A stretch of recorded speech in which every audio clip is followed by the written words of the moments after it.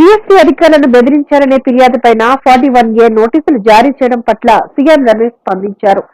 ఆ నోటీసులో ఈ నెల 9న విచారణకు హాజరు కావాలని ఆదేశించారు.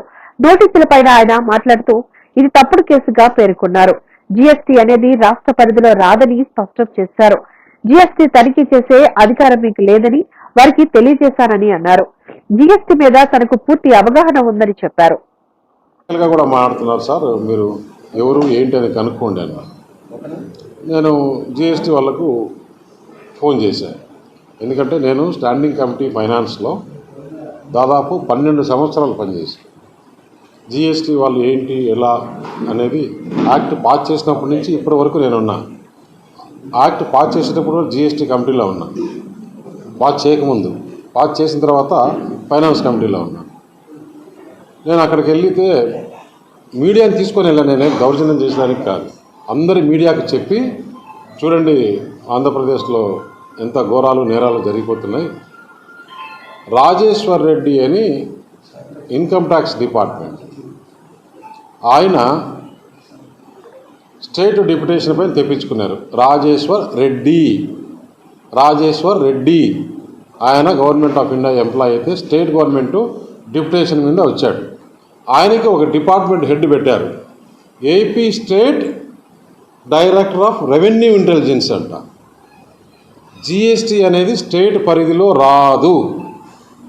జిఎస్టీ అనేది స్టేట్ పరిధిలో రాదు. వీళ్ళంతా జిఎస్టీ అధికారులు. సాక్షిలో నేను మీ అందరికీ చెప్తున్నాను, ఎందుకంటే సాక్షిలో నేను చెప్పేది వేరు కాబట్టి మీరు వేస్తారేమో చూడండి. సాక్షి ఛానల్లో డిఆర్ఐ అధికారులు జిఎస్టీ అధికారులు పోతే రమేష్ గారు వారిని దౌర్జన్యం చేశారు. మీడియా సాక్ష్యం. ఆ రోజు లోకల్గా ఏదైతే మీడియా అక్కడ ఉందో ఆ మీడియాను అందరినీ తీసిపోయి మీకు ఏ అధికారంతో ఇక్కడికి వచ్చారు, జిఎస్టీ చెక్ చేసే అధికారం మీకు లేదు. టైల్స్ షాపు అక్కడ ఏమైనా వేరేటి ఏమీ అమ్మట్లేదు, ఓన్లీ టైల్స్ అనేది మీరు కనుక్కోండి. ఫ్యాక్టరీలో నుంచి బయటకు వచ్చేటప్పుడే జిఎస్టీ కట్టితేనే ఫ్యాక్టరీలో నుంచి బయటకు వస్తుంది. ఏ టైల్స్ కూడా ఇప్పుడు సిమెంట్ ఇండస్ట్రీ, స్టీల్ ఇండస్ట్రీలో జిఎస్టీ ముందు కడితేనే బయటకు వస్తుంది. వాళ్ళ ట్యాక్స్ ఎవాక్సేషన్ ఎక్కడి నుంచి వస్తుంది? దుర్మార్గపు పాలనతో అమరావతిలో విధ్వంసం సృష్టించారు. సీఎం జగన్ పై చంద్రబాబు ఫైర్. దుర్మార్గపు పాలనతో అమరావతిలో సీఎం జగన్ విధ్వంసం సృష్టించారని తెలుగుదేశం జాతీయ అధ్యక్షుడు నారా చంద్రబాబు నాయుడు అన్నారు. అమరావతి రాజధానిగా అభివృద్ధి చెంది ఉంటే ఈ ప్రాంతం రూపురేఖలు మారేవని చెప్పారు. మన జీవితాలు, మన బిడ్డల భవిష్యత్తు గొప్పగా ఉండేదన్నారు. 3 రాజధానులు అని మాట్లాడడానికి జగన్ కు సిగ్గు ఎగ్గు ఉందా అని నిలదీశారు. రోడ్లపై గొంతులు పోడ్చలేడు కానీ 3 రాజధానులు అంటారని మండిపడ్డారు. పామరులో శనివారం నాడు ప్రజాగలం సభలో సీఎం జగన్ వైసీపీ ప్రభుత్వంపై చంద్రబాబు తీవ్ర ఆగ్రహం వ్యక్తం చేశారు. భవిష్యత్తుండి పెద్దయినాక నన్ను చల్లగా చూసుకోవాలని మా తల్లులందరూ కోరుకుంటారు. అవునా కాదా అని అడుగుతున్నా. ఇప్పుడు రివర్స్ అయింది.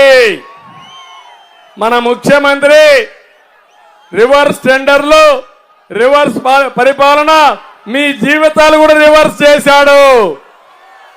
ఇప్పుడు ఆయన ఆలోచించేది ఏంటంటే మీ పిల్లలకు ఉద్యోగాలు రావు, కడాన మీరు కష్టపడి చదివించి ఆ పోరుగాడు ఇంట్లో ఉంటే ఏం చేయాలో మీకు అర్థం కాకుండా మళ్ళా కూలి డబ్బులు ఇచ్చి ఉద్యోగం కోసం ఎత్తుక్కోమనే పరిస్థితికి వచ్చారు. అవునా కాదా అని మిమ్మల్ని అడుగుతున్నా. అందుకే చెప్తున్నా, నేను వస్తానే 3,000 రూపాయలు నిరుద్యోగ భృతి ఇస్తా. ఎవరికి బాధ లేకుండా ఉద్యోగం వచ్చే వరకు ఒక అన్నగా, ఒక కుటుంబ సభ్యుడిగా మా పిల్లలకు అండగా ఉంటానని మరొకసారి మీకు అందరికి హామీ ఇస్తున్నా. ఇంకో పక్క నేను వస్తానే మెగా డిఎస్సి పెడతా, ఉద్యోగాలు ఇప్పిస్తా, జాబ్ క్యాలెండర్ ఇస్తా. సంవత్సరానికి 20 లక్షల ఉద్యోగాలు కల్పించే బాధ్యత నాదని మరొకసారి హామీ ఇస్తున్నా.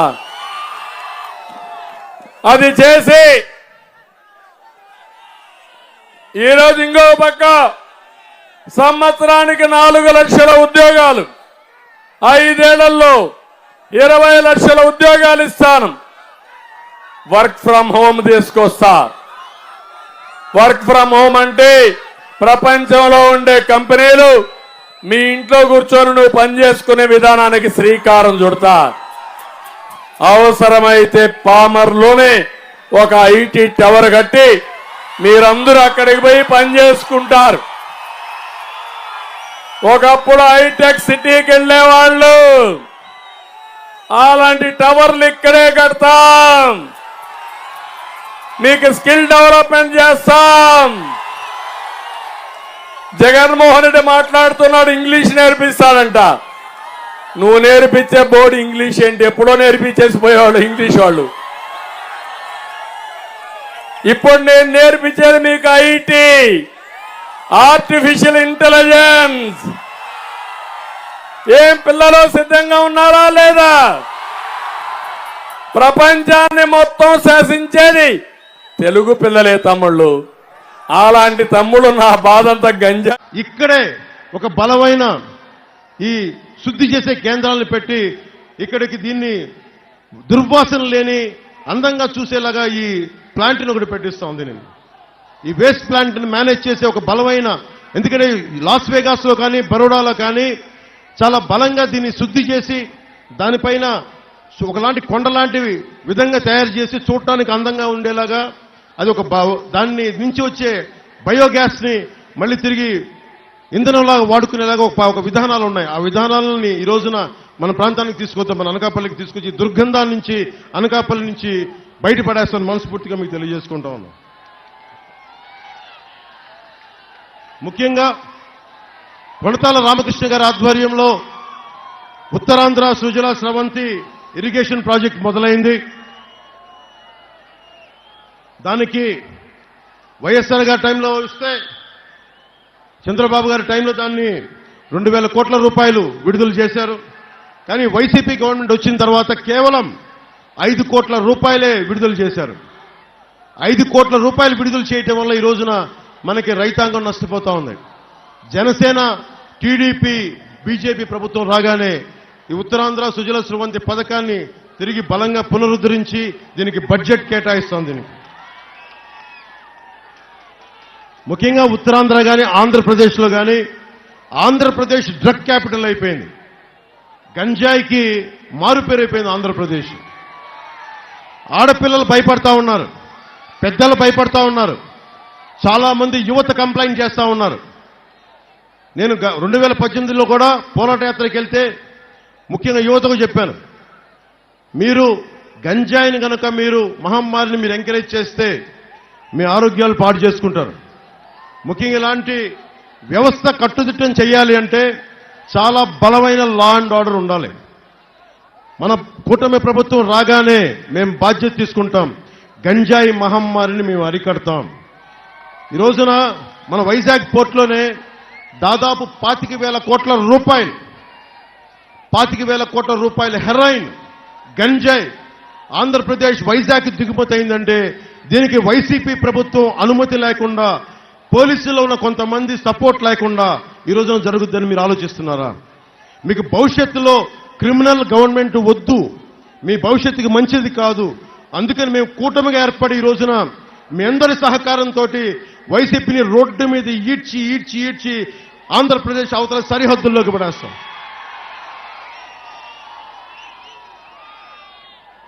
మోదీ గారు 2047కి భారతదేశం ఇంధనం మీద, విదేశాల మీద డిపెండ్ అవ్వకుండా ఉండాలని చెప్పి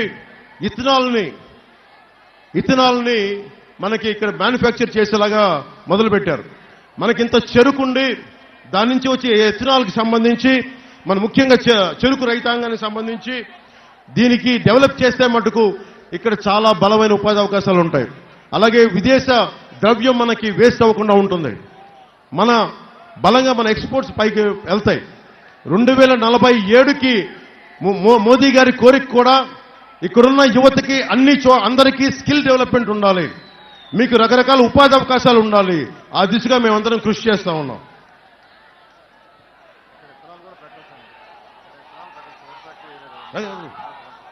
మనకి షుగర్ ఫ్యాక్టరీలు ఉన్నాయి కాబట్టి తుమ్మపాలను ఎలా రివైవ్ చేస్తామంటే దానికి అనుసంధానంగా ఒక ఇథనాల్ ఫ్యాక్టరీస్ కూడా దానికి పెట్టి, ఎందుకంటే ఇంత బలమైన చెరుకు పంట ఉన్న ప్రాంతం ఇది ఉత్తరాంధ్ర మొత్తం.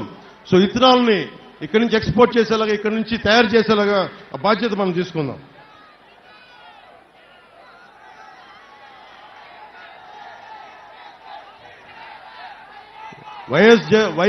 వైసీపీ ప్రభుత్వం ప్రతి కులానికి 56 సంక్షేమ భవనాలను పెట్టింది. తెలుగుదేశం ప్రభుత్వం కాపుల కోసం ఒక సామాజిక భవనాన్ని స్థలం కేటాయించింది, నిధులు మంజూరు చేసింది.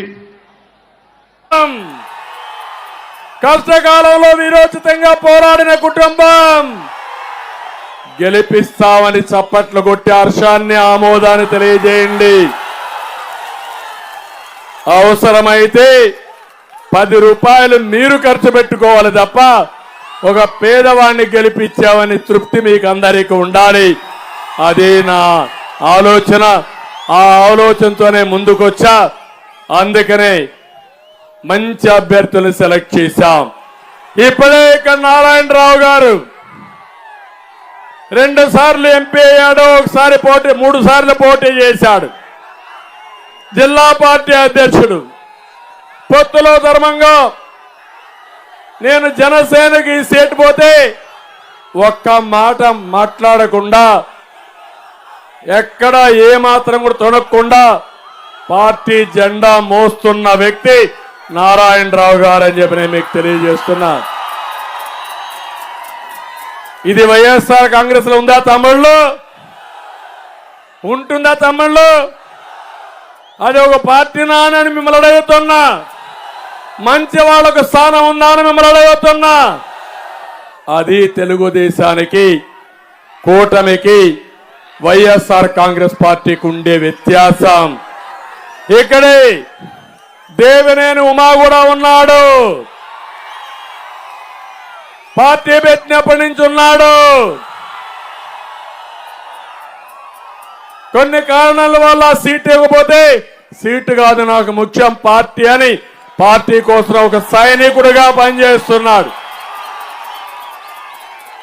వీళ్ళ మర్చిపోతానా తమ్ముళ్ళు అని మిమ్మల్ని అడుగుతున్నా. మర్చిపోవాలా అని మిమ్మల్ని అడుగుతున్నా. గుండెల్లో పెట్టుకుంటా. దీనికంటే బెటర్ అయినటువంటి భవిష్యత్తు వాళ్లకు చూపించే బాధ్యత నాది. అలాంటి నాయకత్వాన్ని మీకు అందజేసిన పార్టీ. మళ్ళీ మీ అందరికీ హామీ ఇస్తున్నా, ఈ విధంగా ప్రతి ఒక్క కార్యకర్త ఆలోచించండి. ఇది మీరు ఆలోచిస్తే కార్యకర్తలు కూడా పనిచేయండి. ఇప్పుడే పార్సార్థి ఉన్నారు ఇక్కడ. మొన్నటి వరకు పెనమలూరు ఎమ్మెల్యే ఈ ఊర్లోనే ఉన్నాడు. ఆయన కాపురం. వాళ్ళ తండ్రి రాజకీయ నాయకుడు రెడ్డయ్య గారు అప్పట్లోనే తెలుగుదేశం పార్టీలో ఎంపీ. ఆయన కూడా చూశాడు ఆ పార్టీ కథ. అర్థం కాల, కళ్ళు తిరిగిపోయినాయి. ఈ పార్టీలో ఉంటే జాతికి ద్రోహం చేసేవాళ్ళు అవుతారని నీ పార్టీ వద్దని బయట వస్తే నేను పిలిచి ఒక వెనుకబడిన వర్గం, మంచి వ్యక్తి, సాంప్రదాయ కుటుంబం, మంచి కుటుంబం, నేను నీకు అండగా ఉంటానని నూజివీడు సీట్ ఇచ్చి గౌరవించిన పార్టీ తెలుగుదేశం పార్టీ. మనకు నాయకులు కావాలి. జగన్మోహన్ రెడ్డి డబ్బులు కావాలి. జగన్మోహన్ రెడ్డికి గంజాయి బ్యాచ్ కావాలి, బ్లేడ్ బ్యాచ్ కావాలి, గొడ్డలు పట్టుకొని తిరిగేవాళ్ళు కావాలి. నాకు మీ గుండెల్లో ఉండే నాయకులు కావాలని మీ అందరికీ తెలియజేస్తున్నా. అర్థమైంది రాజా అని అడుగుతున్నా మిమ్మల్ని. అందుకే అందరికి విజ్ఞప్తి చేస్తున్నా నేను మీకు ఇప్పుడు. ఒక డిప్యూటీ సీఎం ఇచ్చింది, 5 పోర్ట్ఫోలియోలకు మంత్రినిచ్చింది, ఒక విప్నిచ్చింది, కానీ 1 కిలోమీటర్ రోడ్డు వేయలేకపోయింది.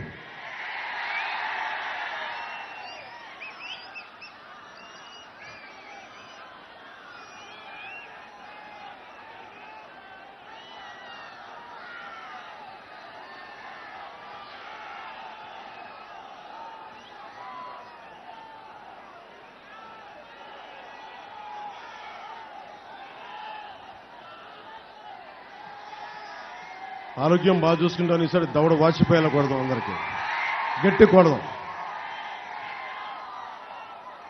ఒక వ్యక్తికి అధికారం ఇచ్చి చూస్తే వ్యక్తిత్వం బయటపడద్దని, వైసీపీ నాయకుడికి అధికారం ఇచ్చి చూసాం, ఏం జరిగిందో తెలుసు. ఈ రోజున ఇంతమంది యువత, ఆడపడుచులు, మహిళలు, పెద్దలు ఇంత పెద్ద ఎత్తున వచ్చి రోడ్ల మీదకి వచ్చి మాకు మద్దతు తెలుపుతున్నారంటే ఈ వైసీపీ ప్రభుత్వం పోవాలి, కూటమి ప్రభుత్వం రావాలి అన్న కోరిక ఈ రోజున సంకేతం, నిదర్శనం. ఇది జనసేన, తెలుగుదేశం, భారతీయ జనతా పార్టీ ఈ మూడు ప్రత్యేకించి ఒక రోజున 2021లో వైసీపీ వ్యతిరేక ఓటు చీలకూడదని ఆ మాట అంటానికి కారణం ఇక్కడున్న యువత, మహిళలు, చిన్న బిడ్డలు. ఎందుకంటే నా ఒక్కడికి ప్రయోజనాల కోసం నేను రాజకీయాల్లోకి రాలా. మీ అందరికీ తెలియజేసుకుంటా ఉన్నా, సీనియర్ నాయకులు ఇంతమంది ఉన్నారు. ఒక పార్టీని నడపడం ఎంత కష్టమో వారిని అడగండి, వాళ్ళు చెప్తారు. దశాబ్దం కాలం ఒక్క ఎమ్మెల్యే లేకుండా పార్టీని నడపగలిగానంటే మీ భవిష్యత్తు బాగుండాలి అన్న ఒక్క ఆకాంక్షే. అధికారం కోసం అయితే సీఎం రమేష్ గారిని అడగండి. నాకు ప్రధానమంత్రి గారు ఎంత సాన్నిహిత్యంగా ఉంటారు. ఒక కోరికే, ఒక మంత్రి పదవి కావాలి, ఒక ఎంపీ పదవి కావాలంటే నేను వెళ్ళి అడగలను. కానీ నాకు కావాల్సింది మీ భవిష్యత్తు బాగుండాలి, మన రోడ్లు బాగుండాలి, ఆడబిడ్డలకి భద్రత ఉండాలి, ఆడపిల్లలకి ఉపాధి అవకాశాలు ఉండాలి, వాళ్ళల్లో ఎంటర్ప్రెన్యూర్స్ ఉండాలి. నిజంగా అన్ని పథకాలు అందరికీ చేరాలి.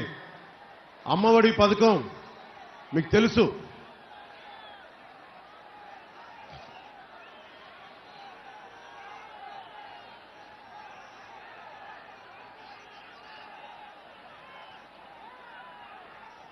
అమ్మఒడి పథకం పెట్టినప్పుడు ఒక్కొక్కళ్ళకి 15,000 రూపాయలు ఇస్తామని చెప్పి మాట ఇచ్చారు. సంవత్సరానికి 2002 సంవత్సరం వచ్చేటప్పటికి 1000 రూపాయలు తగ్గించి 14,000 రూపాయలు చేశారు. ఇంకో సంవత్సరం తిరిగేసరికి 1000 రూపాయలు తగ్గించి 13,000 చేశారు. ఆ గుడ్డింకా పొదగలేదా? వైసీపీ మంత్రిపై పవన్ కళ్యాణ్ సెటైర్లు. ఏపీ సార్వత్రిక ఎన్నికల ప్రచారంలో జనసేన అధినేత పవన్ కళ్యాణ్ దూసుకెళ్తున్నారు. అధికార వైసీపీ సీఎం జగన్పై తనదైన శైలిలో తీవ్ర విమర్శలు గుప్పిస్తున్నారు. ఆదివారం నాడు అనకాపల్లి జిల్లాలోని నెహ్రూ చౌక్ జంక్షన్లో వారాహి కూడా విజయ్ బేరీ భారీ బహిరంగ సభలో పవన్ కళ్యాణ్ ప్రసంగించారు. మంత్రి గుడివాడ అమర్నాథ్పై సెటైర్లు గుప్పించారు. అనకాపల్లి బెల్లం అని గతంలో వినేవాళ్లం, కానీ ఇప్పుడు అనకాపల్లి కోడిగుడ్డుని వింటున్నాం. కోడిగుడ్డు పెట్టింది గుడ్డు పొదుగుతుందని వైసీపీ నేతలు కబుర్లు చెబుతున్నారు. వైసీపీ కోడి ఇక డిప్యూటీ సీఎంను, మంత్రిని, విప్ను ఇచ్చిన అనకాపల్లిలో 1 కిలోమీటర్ రోడ్డు కూడా వేయలేకపోయారు అని ఎద్దేవా చేశారు. మంత్రి గుడివాడ అమర్నాథ్ను ఉద్దేశించి కోడిగుడ్డు మంత్రి అని పవన్ మాట్లాడినప్పుడల్లా యువకులు కేరింతలు కొట్టారు. బలమైన నాయకులైన రోజున మనకి అనకాపల్లి బెల్లం ఇక్కడ పరిశోధనా కేంద్రం ఉంది. దాని మార్కెటింగ్ వ్యవస్థను ముందుకు తీసుకెళ్లేకపోతున్నాం. మంచి పరిశోధనలు జరుగుతూ ఉన్నాయి. ఆ పరిశోధనలు, మార్కెటింగ్ వ్యవస్థ ఇంకా బలోపేతం చేసేలాగా జనసేన, తెలుగుదేశం, భారతీయ జనతా పార్టీ ప్రభుత్వం దీని బాధ్యత తీసుకుంటుంది. అలాగే మీ కోడిగుడ్డు మంత్రి ఇంకొకసారి కావాలా లేదా, ఈ కోడిగుడ్డు ప్రభుత్వం కావాలా లేదా అనేది మీరు ఆలోచించుకోండి. విస్తన్నపేట మండలంలో దాదాపు కసింపేట గ్రామంలో, విస్తన్నపేట మండలంలో దాదాపు ఆ రోజు నేను వెళ్ళాను, 609 ఎకరాలు అనుకుంటా, 600 పైచిలికి ఎకరాలు అడ్డగోలుగా దోచేశారు. వీళ్ళని పాలించమని, మీకు ఉపాధి అవకాశాలు కల్పించమని, తుమ్మపాల షుగర్ ఫ్యాక్టరీని తెరిపించమని, రోడ్లు వేయమని, యువతకు ఉపాధి అవకాశాలు కల్పించమని ప్రభుత్వాలు ఎన్నుకుంటే వీళ్ళు 600 ఎకరాలు భూములు అమ్ముకుంటా తిరుగుతున్నారు. వీళ్ళు మేము ఒకటే చెప్తున్నాను, 10 సంవత్సరాల నుంచి నేనేమి కోరుకోలా. నేను ఈ రోజున మీకు మాటిస్తా ఉన్నాను, నేను పోరాటం చేసేవాడిని. మీకోసం నిలబడేవాడిని, మీకోసం నడిచేవాడిని, మీ ఇంట్లో ఒక్కడిని. నేను మీకోసం పోరాటం చేస్తాం.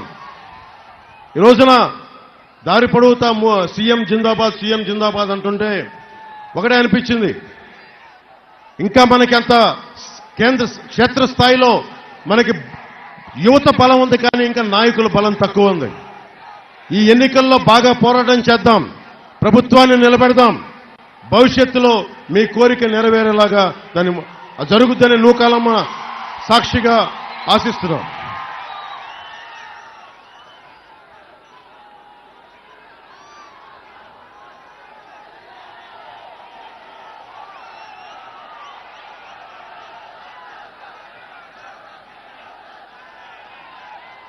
ముఖ్యంగా యువతకి